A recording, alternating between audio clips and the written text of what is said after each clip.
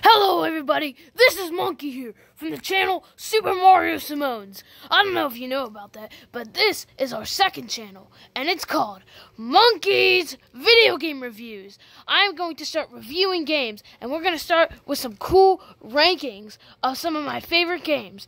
Now first, we're going to do top 5 games on the Super Nintendo, because, you know, I've only played 11 and I don't really want to do a top 10.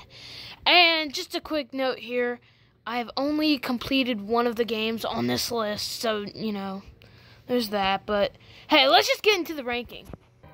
Alright, now before we get started, I know I'm using my footage from Nintendo Switch Online because I really do not feel like getting out my Super Nintendo, so do not judge me. Anyway, let's get on with the ranking. At number 5, I have Donkey Kong Country 2, Diddy's Kong Quest. The original Donkey Kong game was huge for Nintendo.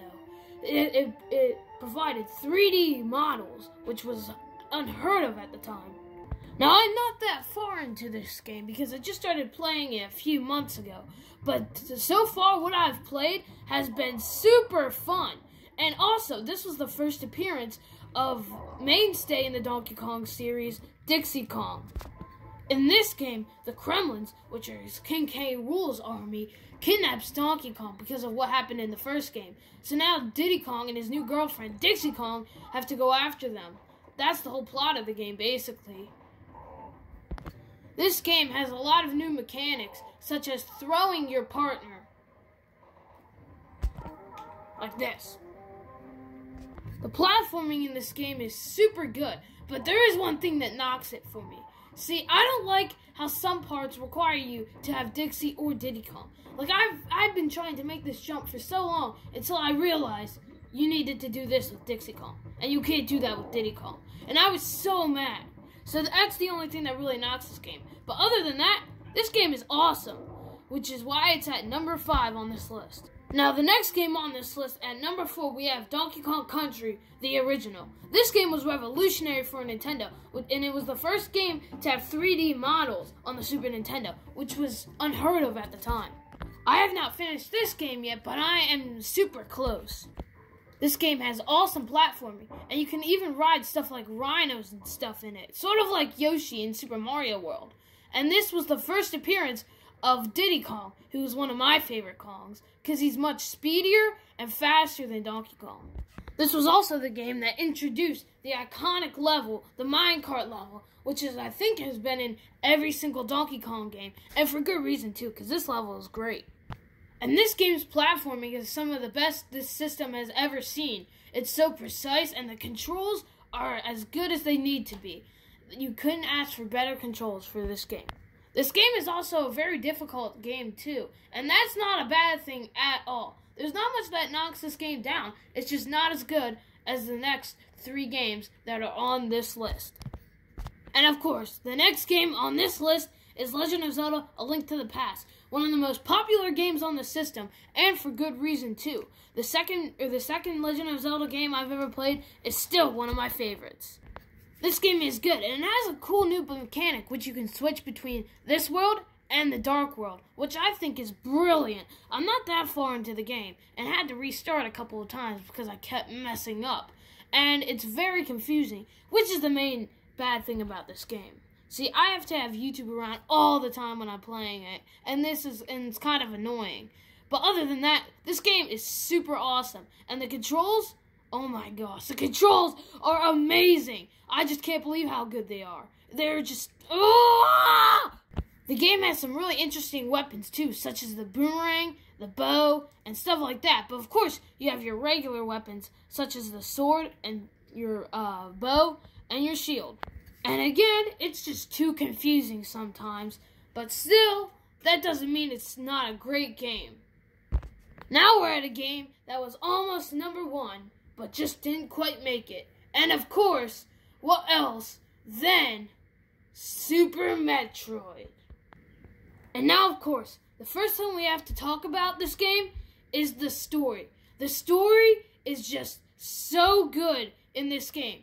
Basically, how the story goes is Samus finds a Metroid larva, and she's taking it back to this science place. And right when she leaves, she has to turn right back around to answer a distress signal.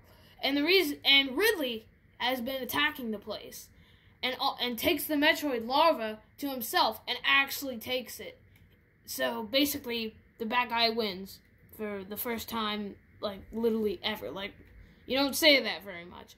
So now she's got to basically chase him down, get the Metroid larva back, and then defeats Mother Brain. And I'm not that far into this game either, but what I've played so far is just amazing. Now, the reason this game isn't number one is, well, for one reason, and very similar to Legend of Zelda: A Link to the Past. Well, pretty much the same reason. It's just too confusing. Like, how can you just complete this game without looking up anything? Like, I couldn't even find the Morph Ball at first, which I just can't believe I'm saying that, because the Morph Ball was kind of obvious. But, I mean, other than that, this game is just so amazing. Now, the game that's number one, the second game I ever played on the Super Nintendo, Super Mario World. And it's also the only game I've beat on here, and man, this game, wow, it's amazing. Now, of course, we can't talk about this game without mentioning the secrets, and there are so many secrets to discover. And there are over 96 levels in the game, and there are 7 worlds. So, yeah, it's a really big game. And for the Super Nintendo, this game is just super good. And also, we have to talk about the controls. And the game's controls are super precise. Like, it's just amazing. This game also introduces a new power-up called the Cape Feather. And this is one of my favorite power-ups of all time, if not my favorite. Because I love, and I mean I love, the Cape Feather. It is so amazing! With the Cape Feather, you can kill enemies with a swipe. And also, you can fly for basically, you can just skip the whole level if you really want to.